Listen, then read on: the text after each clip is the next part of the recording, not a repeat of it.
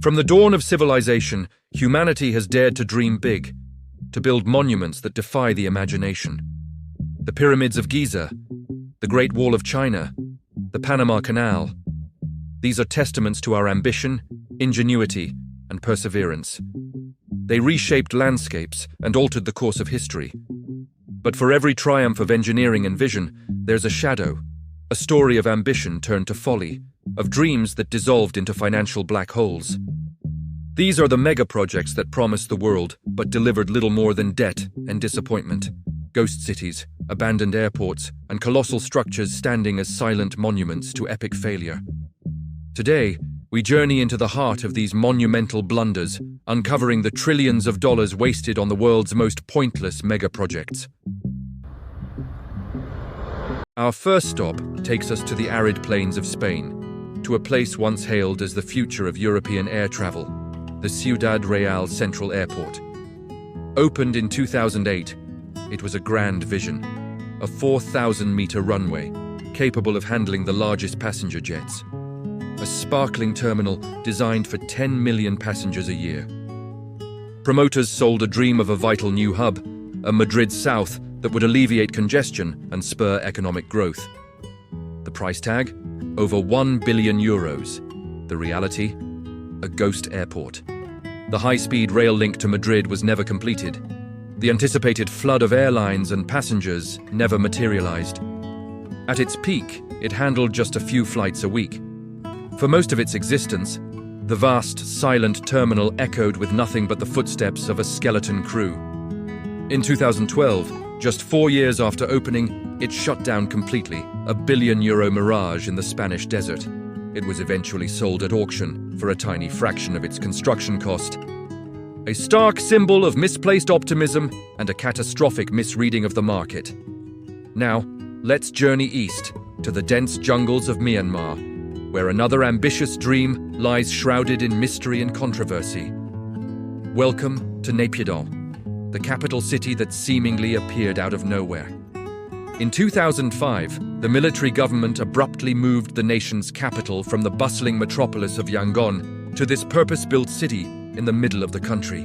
The scale of construction is staggering. Sprawling government ministries, opulent presidential palaces, and a 20-lane highway so vast it feels more like a runway.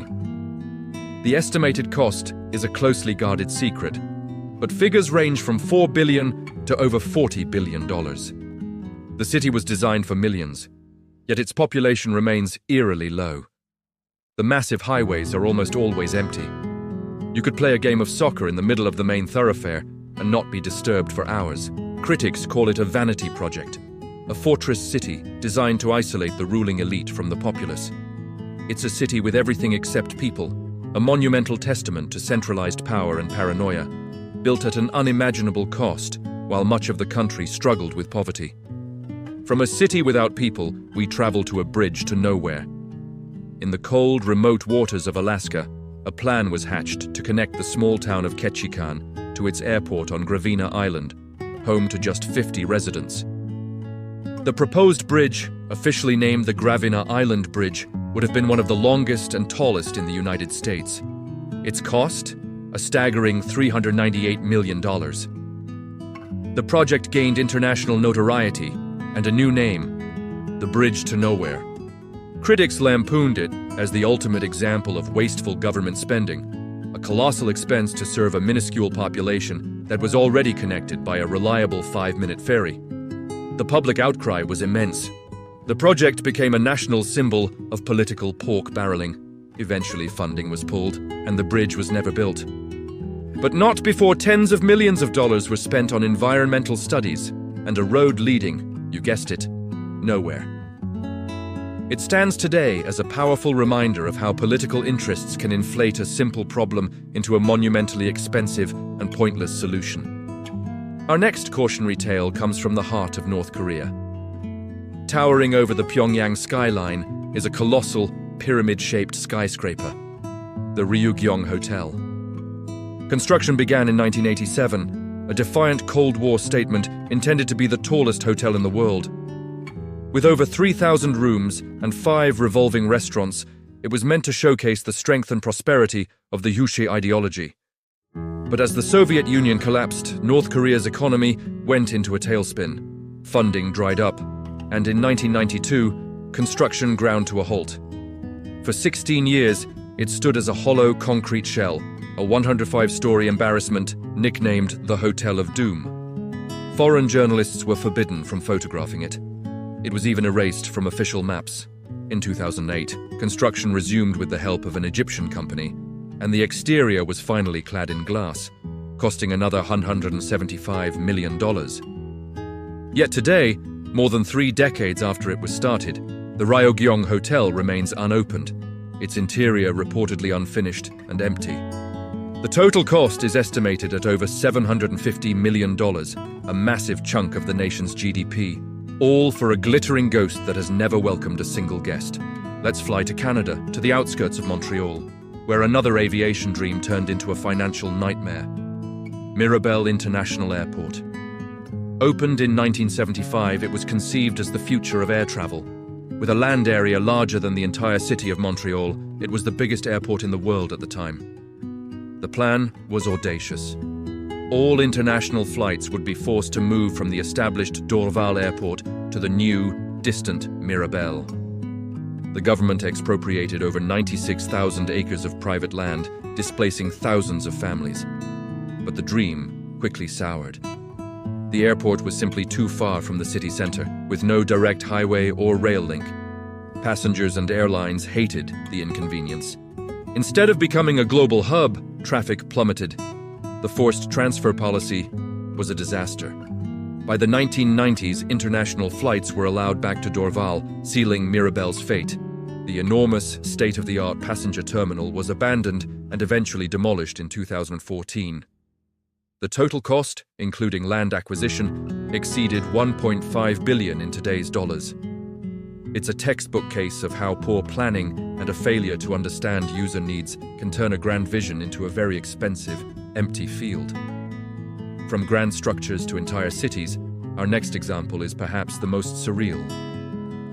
In the deserts of Angola, a new city rises from the dust, Nova Cidade de Quilamba.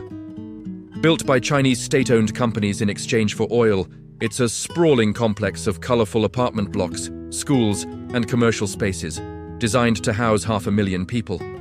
The cost? A cool $3.5 billion. When it was completed, it was a ghost city. The sparkling new apartments were priced far beyond the reach of the average Angolan, most of whom live on less than $2 a day. For years, the vast majority of its 750 apartment buildings stood empty. The wide streets and manicured lawns were deserted. It was a bizarre, dystopian landscape.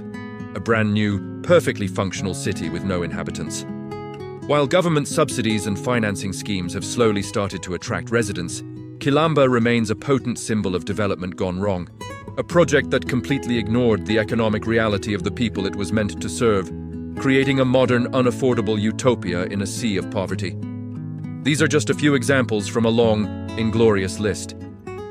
The Forest City in Malaysia, a $100 billion metropolis, now struggling with occupancy. The Pentaminium Tower in Dubai, a super-tall skyscraper frozen in construction for over a decade. The World Islands, an artificial archipelago slowly sinking back into the sea. Each tells a similar story, a tale of hubris, poor planning, political vanity, and a staggering disconnect from reality. The common thread is a failure of the most basic question. Who is this for, and do they actually need it? These projects didn't just waste trillions of dollars, money that could have built countless schools, hospitals, and homes. They also scarred landscapes, displaced communities, and stand as enduring monuments to human folly.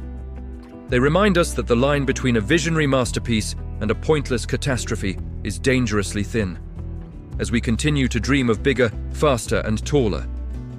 The ghosts of these failed megaprojects whisper a timeless warning. Ambition, without wisdom, is the most expensive architect of all. Thanks for watching. If you found this journey into monumental failure fascinating, don't forget to like, subscribe, and hit the bell for more deep dives.